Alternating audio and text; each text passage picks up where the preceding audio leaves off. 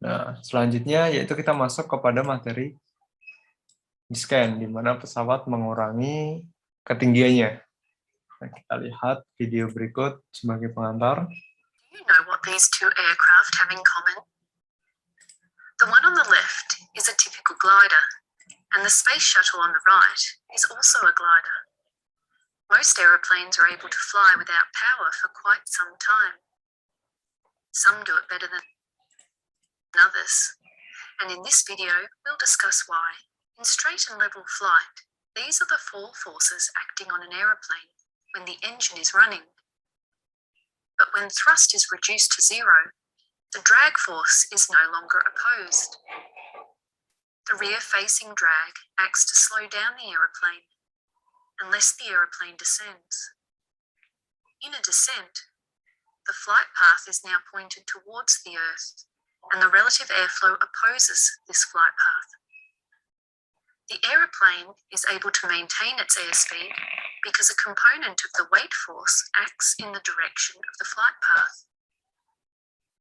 When the forward weight component is strong enough to counteract drag, the airspeed remains constant. In a steady glide descent, lift and drag counteract the weight force. Lift is reduced as the opposing weight component is also reduced. When drag is increased by extending flaps, for example, the angle of descent becomes steeper and glide range becomes shorter. For the aeroplane to maintain its airspeed, the forward weight component must be greater. Lift is further reduced as the opposing weight component is also reduced. The shallowest angle of descent and best glide range is obtained when there is least drag for the lift required. Thus, the ratio of lift to drag is high. A typical training aeroplane's lift to drag ratio can be represented by a curve like this, and the ratio is 9:1. This means that in still air, this aeroplane will glide 9 miles of ground distance for every 1 mile of altitude lost. The highest lift to drag ratio happens at about 4 degrees angle of attack. Nah, sampai pada tahap ini, teman-teman udah mulai mengerti bahwasanya lift to drag ratio di sini mempengaruhi di-scan dari pesawatnya. Nah, salah satunya, berdasarkan kurva ini, lift to drag ratio tertinggi itu berada di tahap 4 derajat. Pada sudut angle of attack 4 derajat. Dengan lift to drag ratio 9:1.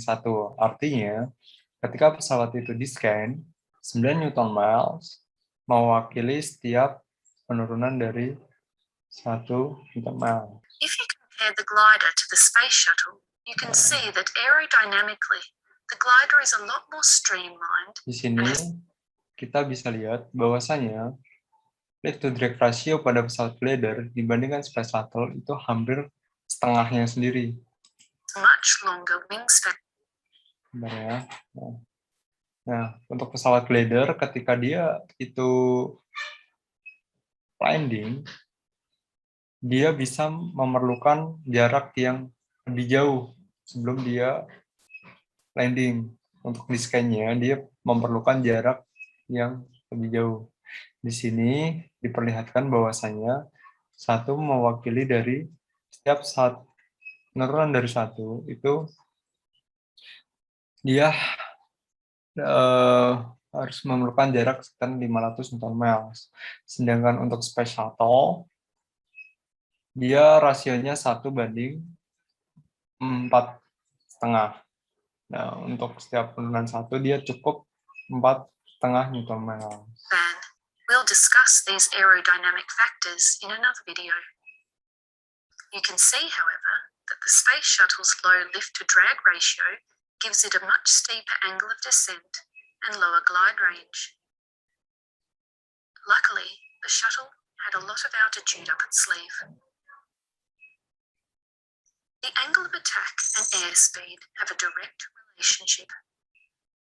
We know that the highest lift-to-drag ratio occurs at 4 degrees, but as pilots can't easily tell what the angle of attack is that they're gliding at, airspeed is used instead.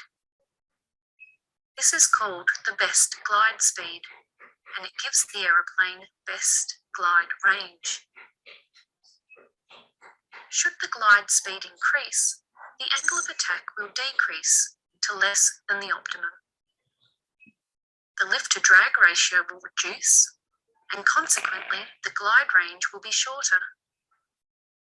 Should the glide speed decrease, the angle of attack will increase. The lift-to-drag ratio will also reduce, and consequently, the glide range will be even shorter. What do you think happens to the glide performance at higher aeroplane weight? You might be surprised. Please comment below. Jadi teman-teman bisa lihat bahwasanya untuk pesawat itu desain dipengaruhi oleh beberapa hal. Salah satunya lift to drag ratio, sudut serangnya, dan lain-lain. Nah, itu merupakan pengantar dari materi di-scan pada saat fase pesawat itu di-scan, yaitu di sini dijelaskan bahwasanya di-scan pesawat ketika di-scan merupakan major flight operation priority to landing, merupakan salah satu operasi pesawat ketika yang penting ketika pesawat itu akan landing. Dan di-scan merupakan lowest cost flight operation atau biaya terbang yang paling rendah karena dia tidak banyak memanfaatkan engine, dia lebih gliding atau memanfaatkan aerodinamika pesawat. Di-scan sendiri berarti kan kebalikannya dari climb atau scan, di mana di-scan itu mengurangi ketinggian pesawat. Pada pesawat besar dengan jarak terbang yang jauh, dia biasanya untuk memulai descending itu pada jarak yang jauh juga, biasanya gitu. Seperti yang dijelasin pada video yang tadi gitu. Kenapa jauh, kenapa rendah. Nah, teman-teman bisa lihat video tadi. Normalnya descend setelah fase cruising itu digunakan untuk landing. Normalnya seperti itu. Di sini kecepatan pesawat harus dikurangi untuk mendekati approach speed.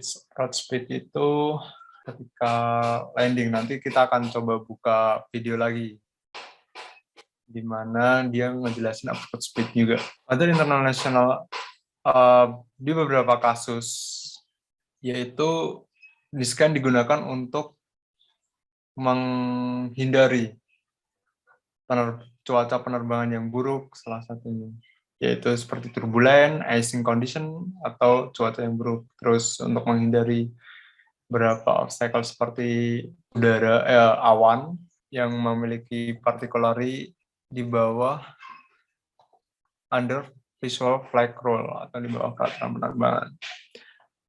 Dan di situasi lainnya, yaitu di-scan digunakan apabila pesawat terjadi dekompresi atau di mana dia harus terbang di bawah 10.000 feet, di mana ketinggian 10.000 feet yaitu ketinggian aman untuk pesawat terbang tanpa tekanan udara di dalam pesawatnya.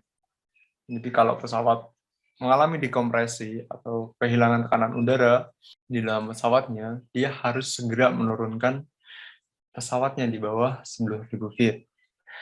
Di kasus lain, apabila terjadi malfunction engine atau engine-nya tidak berfungsi, maka dia harus segera melakukan di-scan untuk pendaratan darurat. Dan kasus-kasus lainnya yang diperlukan untuk pesawat itu di-scan. Jadi pada kuliah-kuliah sebelumnya kan kita dijelasin apabila pesawat itu terbang dan dia memiliki hambatan atau kendala di udara, entah itu mau cuaca atau apapun, pesawat kan diberikan dua pilihan. Di antaranya yaitu terbang jauh lebih tinggi atau turun sesuai dengan kondisi dan kemudahan pilot menentukan keputusannya.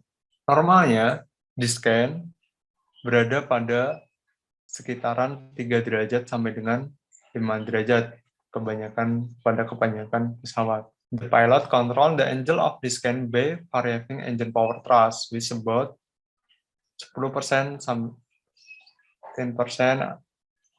sampai dengan 30% dari total power. Jadi biasanya pilot menggunakan untuk mengontrol sudut di-scan-nya dengan mengurangi power-nya, yaitu sekitaran 10% sampai dengan 30% dari thrust engine-nya. Dan dia mengurangi pitch altitude-nya, atau jadi pitch-nya dibuat negatif atau nose down to keep airspeed constant. Pada kasus yang ekstrim atau kasus emergensi, di-scanning sangat dibutuhkan.